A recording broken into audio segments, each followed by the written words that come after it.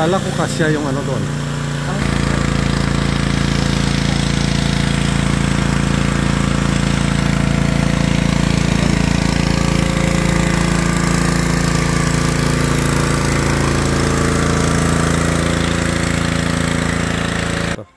Diba? Andun naman sa panel yung ano? Oo nga, nakita ko nga eh.